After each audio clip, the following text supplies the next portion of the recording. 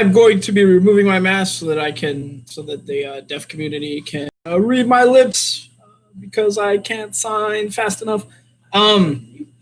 But let's see. We're gonna go over some comics news. Apparently, the term Excelsior has been banned from any Marvel editorial use as a tribute to Stan Lee. I guess it's weird because it's such a definitive thing for Stan Lee, or for Marvel though. But it's just weird. But okay, I get it. Oh, look, I've messed everything up. Hooray. Let's see if I can't fix that. Okay. And then if you want to read more of that, probably check Fanboy Planet first. And if you can't find it on Fanboy Planet, then check Bleeding Cool. And then what was the other thing that happened this week? The Marvel, Chris Claremont's returning to X-Men. They're doing X-Men Legends, and they're going to bring in some of the more famous writers and artists that have worked on X-Men over the years. So super excited about that. And granted, it's not a slight against Hickman. I think Hickman's X-Men stuff is the best stuff ever. But the Chris Claremont stuff, usually that's sort of like the holy thing for X-Men fans. And let's see, what else? Any other news this week? Alex Trebek. Yeah. I don't like talking about deaths if I can avoid it. What else? Didn't they push something back? Oh, Wonder Woman 84's got pushed back again, didn't it? Yeah. Well, no, they removed it from the slot. They have not put it. But they're pushing it back for sure. Yeah. Oh, and the Fantastic Four might be coming to the MCU. Oh, well, let's see if they do it right finally. Oh, and WandaVision's finished wrapping. Oh, okay. And reportedly, it was filmed in front of a live studio audience. Okay. That's wild. Okay, so if you do the Fantastic Four in the Marvel Cinematic Universe, you need to get the family element right. Please, God, we've tried it twice. For once, get the family element right. Please.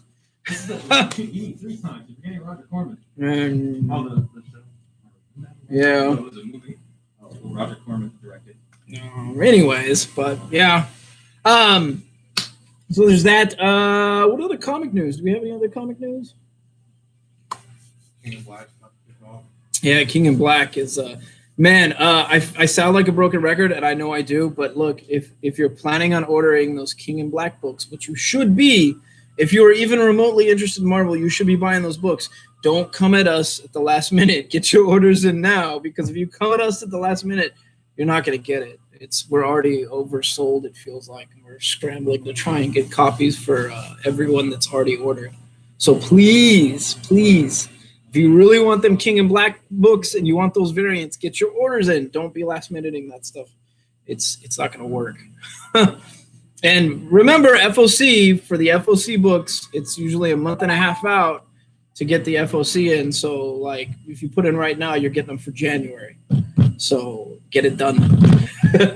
Let's see here. First book on our list, Into the Fire, The Assassin. This is Greg Pak, Ienco, and Manon. And, well, how does this book pick up? It actually picks up with a lot. If you can see our warped copy, because Diamond's comeback is going to be bigger than their setback. So, anyways, it actually picks up with a lot of the behind. Well, I wouldn't say it's behind the scenes, but a lot of the. So a little more backstory on the key Vader moments in cinematic history. So you get a little backstory on that stuff. And Vader himself he actually came to the point where he was going to kill all of Padme's handmaidens. Like, he was ordered to do it. And he refused in the last issue. So this is the fallout from that. And a Sith assassin has been, an assassin of the Sith is how it's explained, has been sent out by Palpatine to take on Vader.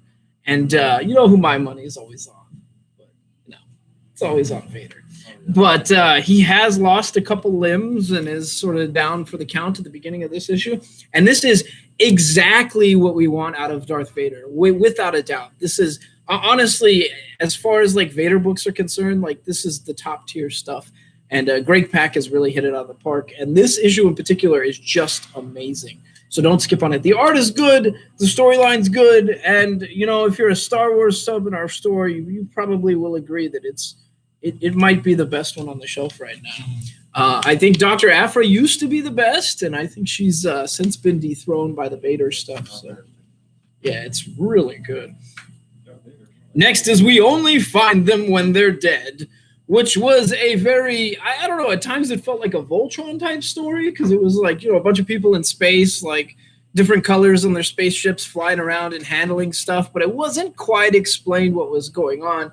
And in this issue, we finally figure it out. It turns out that they find giant floating space gods when they're dead. Yeah, I don't know. It's very, very, very strange. But it's Al Ewing and Simone DeMeo. As far as like the art is concerned, the art is so good. It's just great. And the story is really, it's still a good story. There's a lot of twists and turns, some betrayal, and a lot of space opera type stuff. So if you're someone who really loves Star Wars, you probably have a pretty good time with this so far. Granted, most of the stuff has just taken place between like cockpits talking back to each other and like organizing and such, but it's a good showing, and it's kind of a fun story so far. I will say though that as far as storylines go, it's not Al Ewing's deepest. If you want that, you need to go to Immortal Hulk, but it's still a pretty darn good story, so I would say don't skip on it. The art alone is reason not to skip on it ever. Next is TMNT issue number 11. This is Eastman Campbell, Nishijima, and Pattison, and oh my god, this cover is amazing. You get to see all 5 of the turtles along with the Alopics on the roof and stuff like that. And the story itself, well, the Mutanimals who actually set off a bomb and mutated, I think, was it an eighth of New York? They mutated enough of New York that there's now a mutant town. They're pretty much playing a lot of the gangs of Mutant Town against each other, but the one that they're the most nervous about is the Hamato clan, which is, that's the Turtles clan. So it's come to light that the Mutanimals are going to be sending some people in to sort of mess with the Ninja Turtles lair and get to the bottom of things and maybe kidnap the Weasels again. And that doesn't bode well. The Turtles find out, and this is what goes down, and it's great. In a lot of ways, it feels like the really old TMNT issues where the Turtles tended to be, swing weapons first and ask questions later, which is honestly my favorite version of the Turtles. That's what you get here, and it's really an issue that you kind of shouldn't skip. Also, as far as jumping off points are concerned, I think you could jump in here and not be terribly confused. You might not know why things are going down, but the action is just good enough that it's interesting and fun. So check it out for sure. And next is Marvel Zombies Resurrection, issue number 4. And this is the wrap-up by Johnson, Kirk, and Rosenberg.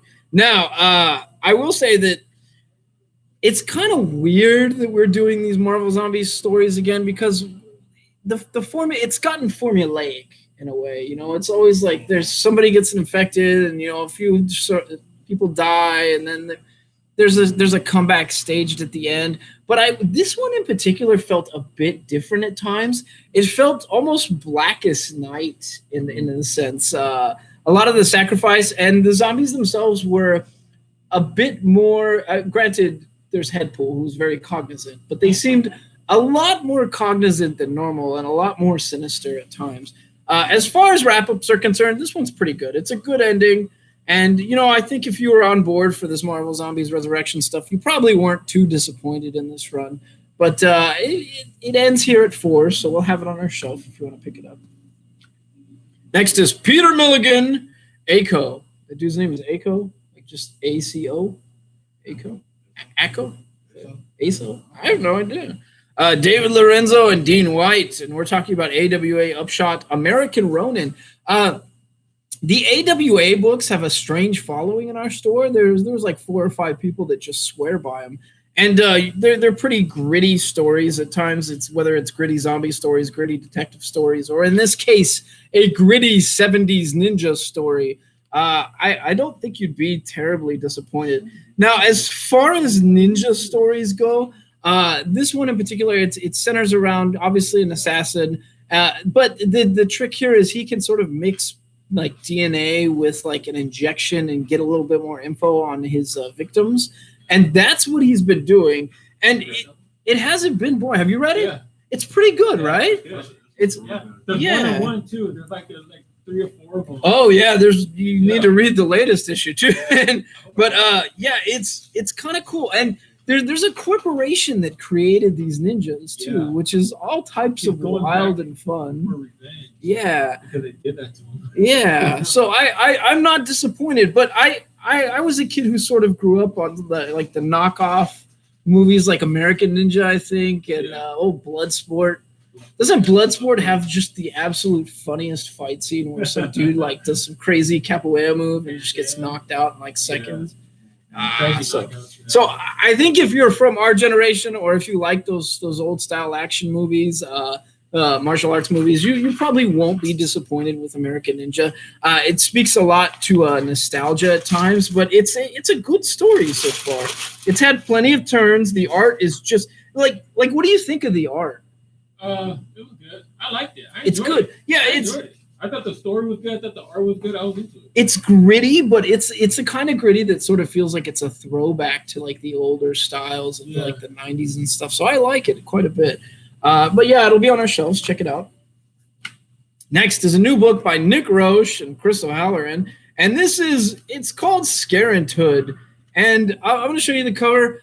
It didn't play out exactly how I thought it was going to be. I thought it was going to be like, in a way it is. It's a parenting horror story. Like the parents are trying to raise their kids and they're trying to, protect their kids and stuff like that. Meanwhile, the parents are secretly experiencing a haunting of some kind or a horror story of some kind. It's not fully explained. They've kind of stumbled onto something that might resemble a cult, and then weird paranormal stuff happens. But what really sold me on this comic, one, the art style is this weird mesh of like modern and past styles that just, I don't know, it just works for this comic. And especially like the way the artist draws facial expressions, really cool. The other thing that really worked for this is the fact that, well, it's just such unique dialogue. Like the dialogue is at times over the top, at times it feels, just a bit funny, a bit comical, a bit strange, but almost always like just a sort of weird slice of life dialogue. Something about it is different, is all I'm going to say. If you're a parent who likes horror, you'll probably like this. It's not super spooky, so I know a lot of our hardcore fans, like I'm talking like Lahaina, if you're watching this, yeah, she probably won't be totally satisfied with this. It's a more lighthearted horror so far, but we'll see how it plays out. I will say as an opener, Nick Roche and Chris O'Halloran did pretty darn good on this book, and it's totally worth checking out. Plus the cover, I don't know, the cover just reminds me of like wicked and divine minimalism of some kind. Like it just sort of fits. It looks kind of cool.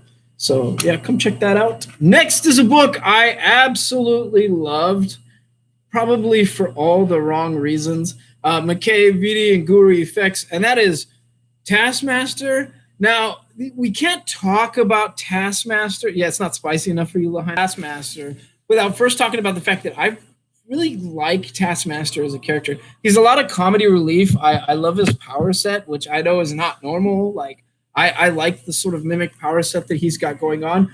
But Taskmaster as a villain is often the butt of a joke. He really is kind of a joke character, especially seeing him and Black Ant team up in Amazing Spider-Man at one point, which is, it's two joke characters, and they were so over the top and funny. So I love him as a character, but we need to talk about this, and we're going to have to talk about it a little bit and touch on spoilers. I'm afraid there's no other way to talk about a first issue. So where this picks up is a celebrity golf challenge that involves a lot of the golfers being paired up with villain celebrities, two of which are Bullseye and Taskmaster. And the guy paired up with Bullseye is like, why am I not doing better against this? Like, this is your fault. So he's mad at Bullseye. And meanwhile, Taskmaster is just poking fun at Bullseye the whole time, just like picking on him left and right. And then it sort of explodes from there. And the way it explodes, I can't spoil too much, but what I will say is this puts Taskmaster on a team with Nick Fury, which is all types of good in my opinion. That's the odd couple that shouldn't be. and somehow works in all the right ways. So I reached the end of this comic and was instantly hooked. I honestly think it's a don't skip this week.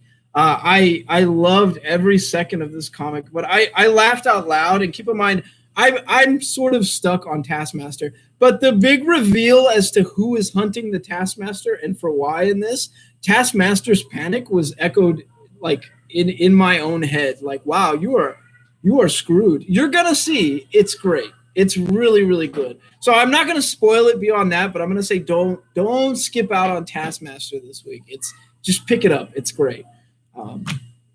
Next is another book that I wish more people read this because it's so good. It's so good, like top shelf stuff. And that's Haberlin and Van Dyke, and we're talking about The Marked.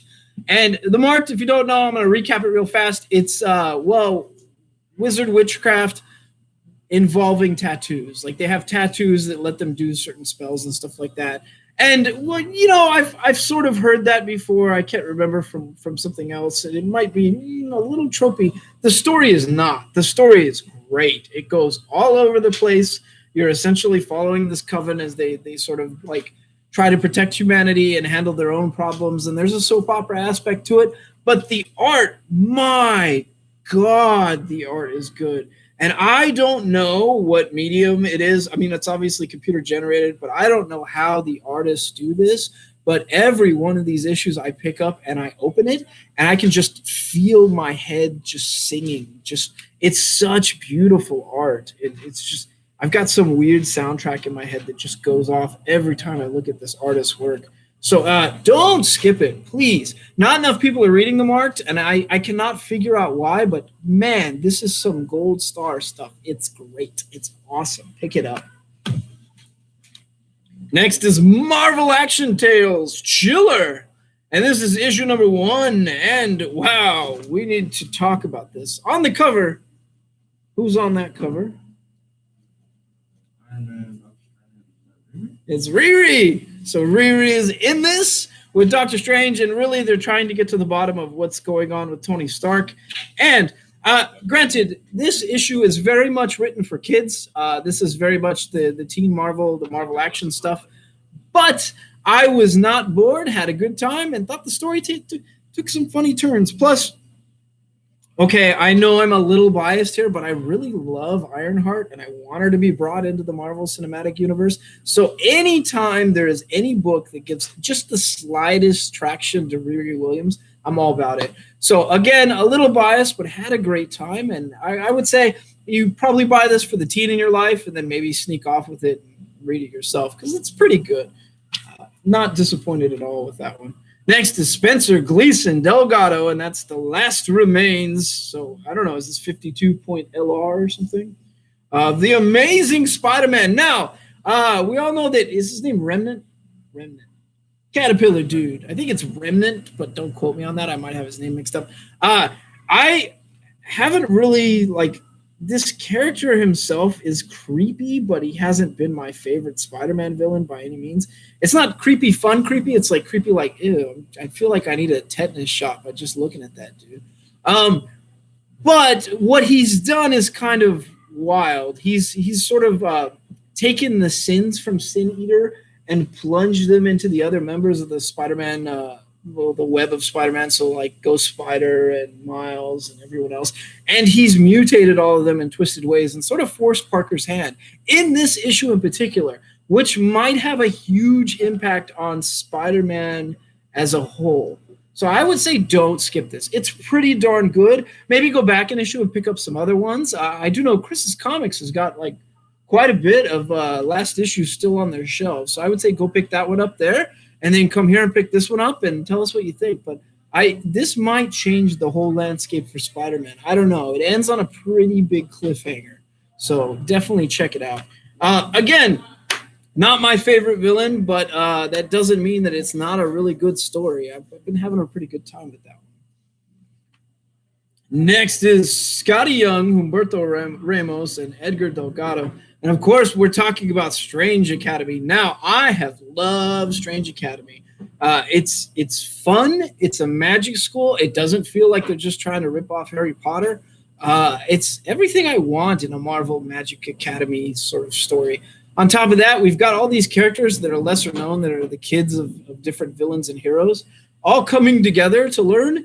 And the last issue had, I'm not kidding here, Portal Tag, where the 2 rules for Portal Tag were you try to tag someone else and not be it while chasing them through portals, and try not to die. I think those are rules we all kind of live by in life. But yes. Unless you're suicidal. Yeah, well, yeah. But yes, it was great. It was fun. And it sort of left one of the kids trapped in a place where they kind of need some help. And we're going to see the Academy kids come together to get that handled, which I think is the actual goal of the Academy, is to get Magic users to sort of figure stuff out together. But we'll have to wait and see if that's the overall theme for everything. It's great. The art is amazing. Anytime you get Brother Voodoo and Doctor Strange together discussing Doctor Strange's narcissism, it's honestly a great issue. So don't skip it. It was fun. It was amazing. I chuckled a couple times, but the art is just candy to my eyes. What's up, Dis? What's up? Oh, it's DJ. Oh, it's DJ. What's up, DJ? Yeah, it's great. Honestly, don't skip this. Just go back and read all of the Strange Academy stuff. I think we're up to a trade in the next couple issues. Go pick that up if you haven't been reading the comics. It's great. Next is, well, this is one of those books where it was like, what the heck did Diamond send us? And it's Hell Witch, issue number 1 by Coffin Comics. Now, I will say that this comic is quite a bit pervy, but it centers around a demon witch that is sort of playing with the politics of hell, and at the same time trying to survive, and at the same time trying to rebound from a bad relation. Well, not a bad relationship, a relationship where her partner died. So it's a weird storyline. The art is actually really, really good. I mean, it felt like Zenoscope, but minus that. Zenoscope is hit or miss, where it's either really good or really generic, in my opinion. And this was good Zenoscope. I thought the art was really good. The story is, well, it's big, oddly enough. It's a very thick comic, and it's $7.99. But as far as number 1s go, I was not bored. Now, I will say it's very not safe for work. So if you don't like that sort of stuff in your comics, maybe skip it and leave it on the shelf. But if that's your jam, you probably won't be disappointed at all with this. And it's Coffin. Hell yeah. It's Coffin Comics. Yeah, Jacob gives it a seal of approval. Coffin Comics, which I think we've only seen like 2 other titles from them pass through the shop, but kind of interested after that. Next is Cantwell, Kefu, and Dharmata, and we're talking about Iron Man, which, first of all, these covers, man, those are Alex Ross covers, aren't they? They're so good. And you know what else is really good? The story and the dialogue, because, man, just everything about this. The story has, well, Iron Man's trying to get to the bottom of figuring out why Unicorn was stealing what was that type of Bible? The really expensive Bibles that there's only so many of them. I can't remember either. Yeah. I can't remember the name. But he was trying to steal one of those. Why was he trying to do it? Why did he seem brainwashed? And then where did he go? So those were like the questions across the board. And part of it gets answered in this issue. But the one thing, you're not buying this for that reason. What you're doing here is you're buying pretty much a middle-aged man's coming-of-age story is what these Iron Men feel like. Tony Stark is he's realizing that, he's halfway through his life, and, barring a midlife crisis, he might just put on like an old suit and go out and do what he used to do. And he's sort of dealing with society as a whole. It's good. There's just so much good dialogue, both internally and externally, that just echoes into this comic. And there are times where Tony is like, he's torn at times. Like in this issue in particular, he has a chance to just permanently end a villain who is just a dumbass, essentially. He's like, this is pointless. Why do we do this? He thinks about it for a second, like I could just end this guy and be done with it. But that's not Tony Stark.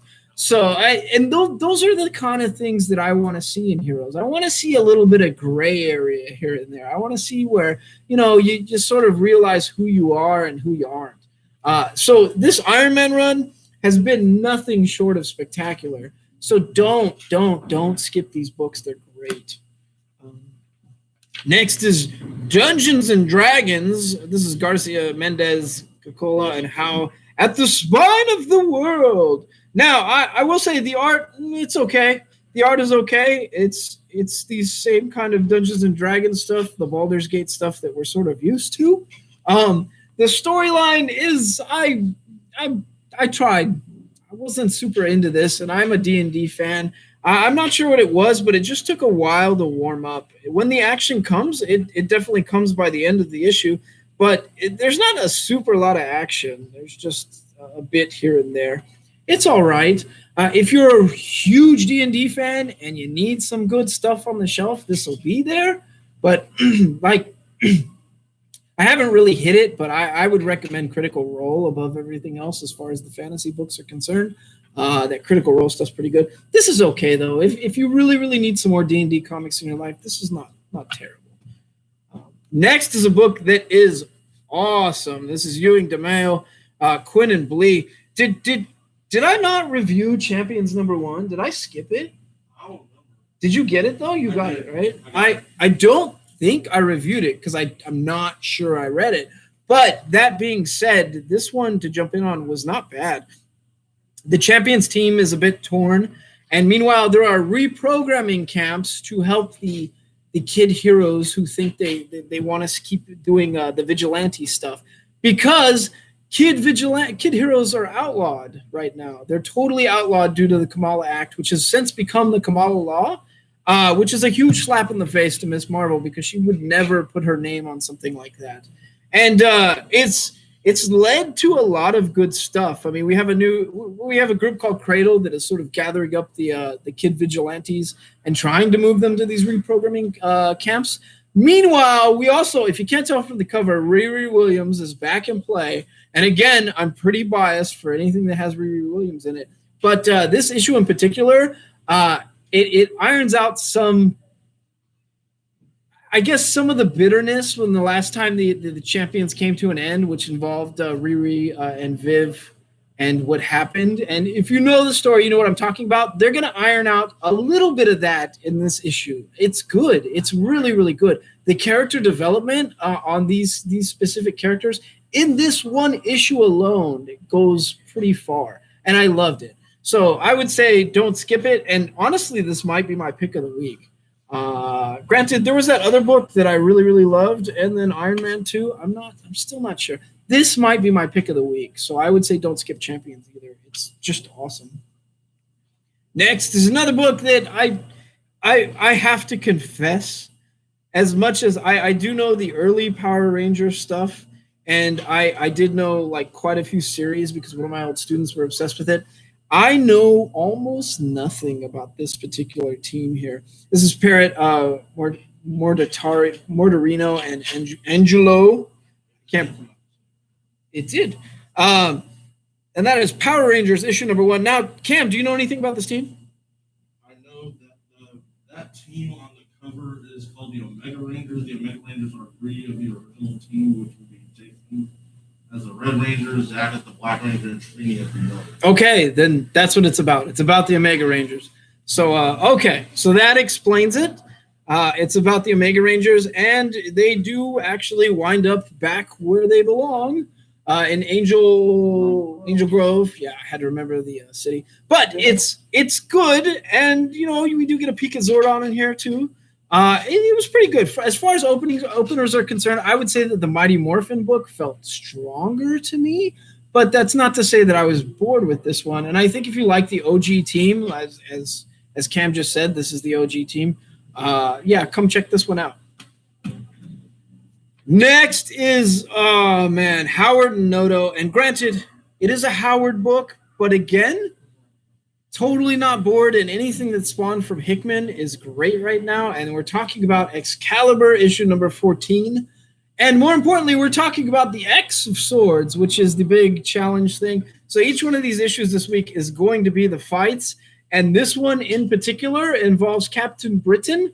And I mean, it's Captain Britain, Cypher, and a few other characters. And we all know that some of these characters are going to die, and they're going to die permanently. And they're not going to come back in the form that they are. And that might actually happen in this issue. So fair warning, you need to know that if you're reading the Hickman X-Men stuff, you might be saying goodbye to some of these characters in their current form. And it was great. I was not bored. I was a little shocked with how this turned out in a lot of ways. It was very, very bittersweet. But you never know with comics. Like the next issue might blow our minds. Something might happen. Some things might change. You never know. So we'll have to wait and see. But I would say don't skip this if you're reading any of the X of Swords stuff because it's good. Not as spicy as the next X of Swords. We'll go over that when I get there. Wait, did I get there? Where is the other X of Swords this week? Where's Wolverine? I don't have Wolverine in the stack. What happened to my copy of Wolverine? Thank you. All right, let's talk about the other X of Swords book this week, and that is Wolverine, issue number 7. I don't know where my issue went, but this is Percy Cassara and Guru Effects. And I will tell you, as far as both the X-Men books are concerned and the X of Swords books are concerned, this one in particular was amazing. It was really awesome. First of all, you get Magic in play, and Magic is going to go up against, the big crocodile guy. What's his name? Porgaporg. Porapor, whatever his name is. Tiny little Magic's going to go up against him. But if you know Magic, she might be tiny, but her ego and her powers are pretty big. So where you get that in this issue. The other thing you get in this issue is you finally get the fight between Apocalypse's grandson. What's that dude's name again? I don't know. You can't remember it either. The summoner. Yeah, the summoner, I think. But he basically has adamantium skin. So we're going to see him go up against Wolverine, who, has a healing factor and then an adamantium skeleton. Who's going to win? Well, all I'm going to say is that fight is otherworldly and kind of amazing. As far as Wolverine fights are concerned, that one was kind of cool and wicked. And it was just drawn really, really well and fun. So again, don't skip it. Well, I do think the fight was a bit short, in my opinion, but what was seen there was really, really awesome art. So yeah, don't skip it. And of all the X of Swords books for this week, this one is absolutely my pick is the best. Don't skip it. Don't skip it. Don't skip it. Next is Tinian the Fourth, Johns, Andolfo, and Fajardo Jr. And we're talking about Punchline's one shot. Yay, it's finally here. Is it good? Actually, it was pretty good. The dialogue, I will say, this picks up where Punchline, in a court case, trying to defend herself to say that she was sort of coerced by the Joker and was a victim herself to get out of it. Meanwhile, we're going to see a lot of flashbacks to how she came to be. And we're going to see a little bit of Bluebird in this as well. And I think they're setting up an adversary between Bluebird and Punchline, which is all kinds of cool. It's nice to see the stages being set. And they said you reach the end of this one shot and it says it's going to be continued in 2021. So a little spoiler, your one shot's gonna go on. So you should probably pick it up. If you're a Punchline fan or a Batman fan, if you're a Batman fan right now, you're probably a Punchline fan. So I'd say don't skip it at all. It was great. The art was really, really, really, really good. The story, it fleshes out more of Punchline. It fleshes out more of Bluebird. And it was dark, sinister, and cool. So yeah. And the dialogue, again, good dialogue is pretty much the standard for books this week. It was good. Next is Wonder Woman 766, and it's going to be Wonder Woman taking on, was it Dr. Vertigo? Yeah, Dr. Vertigo. And I got to tell you, of all comics that just sort of reveal what's going to happen in the story, this cover pretty much tells it all. I don't like when they do that, but I will tell you, I wasn't bored, and there's a twist at the end. We know that Wonder Woman's been running around with Maxwell Lord, and that him as a character, Maxwell Lord is a really, really good villain, but I don't think he's ever been a villain that's been stunted, per se. He's kind of grown in a lot of ways, from both Checkmate to just modern iterations and stuff like that. He's twisted and messed up, and we come to find out he has a daughter and stuff. And yeah, for the last couple issues. That was the terrible liar liar. Oh yeah. That was his daughter. But Maxwell Lord as a villain is a character that grows in a lot of ways, and he's one of the more creepy Wonder Woman villains for a lot of reasons, in my opinion. But I like him as a character, and we're gonna see more growth in this comic. So that's awesome, and also the action. Like, granted, I don't like it when covers like give away everything, but this is Diana doing what she does best, which is sort of being cornered and then, letting people know that just because I'm cornered, you're also in this corner with me, and I'm going to beat the crap out of you. And so I loved it. It's Wonder Woman at her best. And a lot of these issues recently have been just some top shelf stuff. So, again, another book you shouldn't skip. And wow, look at that DC Future State. Ooh, that looks pretty cool, man. I'm getting Rebirth vibes from that ad. Anyways, issue number 766 of Wonder Woman. Don't skip. Who is on this? Tamaki Pugh and Ferrado Jr. I feel so bad for getting Ferrado Jr. mixed up with Romita Jr. Oh, yeah. Because I'm super critical of Romita Jr.'s art, and Ferrado Jr.'s art is awesome. So I shouldn't get them confused. And keep in mind, Romita Jr. is still a far better artist than I ever could be. Yeah. So next is Bendis, Reese, Miki, and Sinclair, and we're talking about Superman. Now, I have been super critical of the new Superman stuff. More importantly, I didn't really like this new character, Sinmar, very much. It's sort of a weird character that looks like Discount Atrocitus. And it was okay. The first couple issues with it were okay. But this issue in particular really is Superman doing what Superman does best. It's very Boy Scouty. It's kind of fun. It reminded me a lot of sort of the old Action Comics books that I used to pick up back in the day. Was not disappointed in the least. Granted, a lot of the fight is centering around Superman trying to figure it out and taking a few punches. But don't you hate it when you're having a fight with a new bad guy and an old bad guy sort of crashes the party? Yeah. If you're Superman, what do? Be gone. Very smashing a gnat away type stuff. It was really entertaining, so I would say don't skip this at all. Yeah, it was very much like Superman grabbing him by the scruff of his neck and just being like, please. So yeah, I had a great time with it. As far as the Superman stuff is concerned, I have been a little critical of the Bendis stuff, but this one in particular was pretty damn awesome. So don't skip it. Don't skip it. And I'm actually a little interested in this Sinmar character now. A little. Next is Scott Snyder, Raphael Albuquerque. I pronounced that wrong. And then Dave McCaig. And we're talking about American Vampire set 1976. Now, the art is great, and the storyline is wild. It's a vampire detective story. Only one of the vampires, the main vampire, hasn't been a vampire for a bit, and is just trying to get to the bottom of stuff. It's fun. It's got twists and turns. At times, it feels like a Western, which I guess kind of makes sense with the American Vampire lore. But again, it's Snyder doing what Snyder does. You know, if Scott Snyder's name is on a book, you're probably not going to be bored with it. And again, totally not the case here. I'm totally the case here. I was not bored at all. I will say that as far as the American Vampire stories are concerned, at least the last couple issues for this story arc, there was less action than the other ones, but it's still a lot of action for a Snyder book. I mean, there's like a train battle, a regular gunfight, fighting a bunch of undead type stuff. There's 3 or 4 sets of action, but it's just weird to say this, but in a Snyder book, that feels like a light amount. But it's good. It's good. And this Black Label stuff has yet to disappoint, really, so come check it out.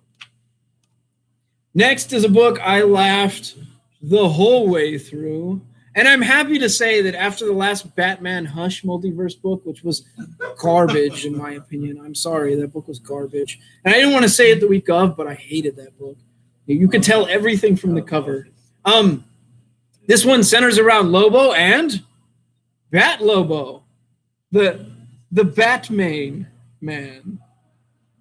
The Batman man. I'm sure they made that character just for that dumbass joke. But aside from that, what are you getting here? Well, you get Lobo taking on a lot of the DC universe. Well, the evil Batman versions, rather.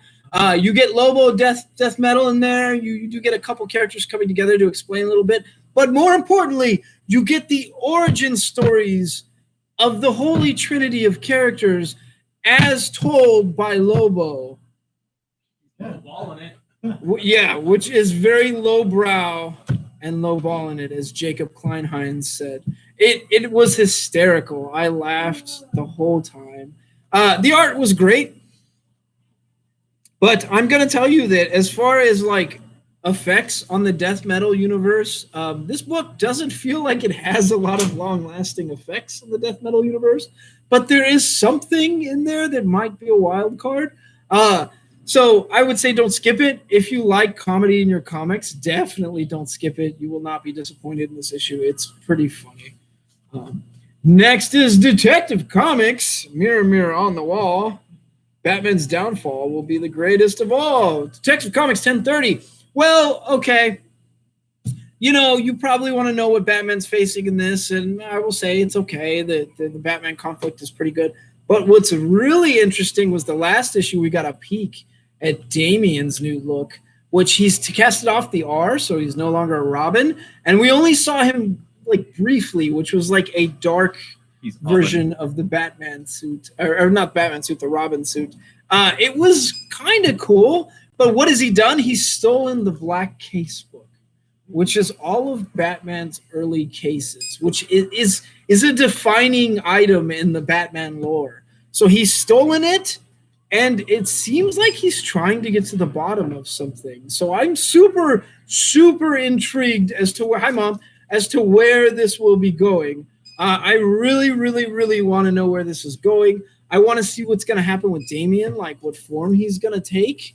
All of that is really, really interesting to me. Now, the art, I will say, I was on the fence with the art, and I'm not sure why. This is Tomasi Evely Lopes. Something about the art just felt like, I don't know. There were times where I turned pages and I was like, this is perfect. And there were other times where I turned pages where I was like, I don't know. Like, for example, this. I don't know. It just doesn't feel right to me. He dropped the R and became Aubin. Anyways, I thought it was a pretty good showing, though, and I'm super intrigued in the story. We also get Black Lightning and Orphan, but you see how they're drawn? Oh, wow. It's weird, right? Something about the art feels off, and I can't put my finger on it, but something about it feels off. But again, if you're an art snob like me, maybe pick it up and thumb through it before you decide you're going to get it. If you're anyone else and you just love Detective Comics or you just love Batman stories, this is a good story here, and I would say don't skip that as well. And that is our show for this week. What other news do we have? We came up on a pretty good collection thanks to my mom, and we might have something ultra to put out there after we get it graded, so you're going to have to wait a couple months to find out. But yeah, so that happened. So I'm just going to leave the show on a cliffhanger such as that. And that's pretty much all our reviews for this week. We'll see you back there next week, and we'll have your books tomorrow. So come on through. Bye, guys. You didn't include this guy's stuff in there, did you? No. Oh, my God. You want to use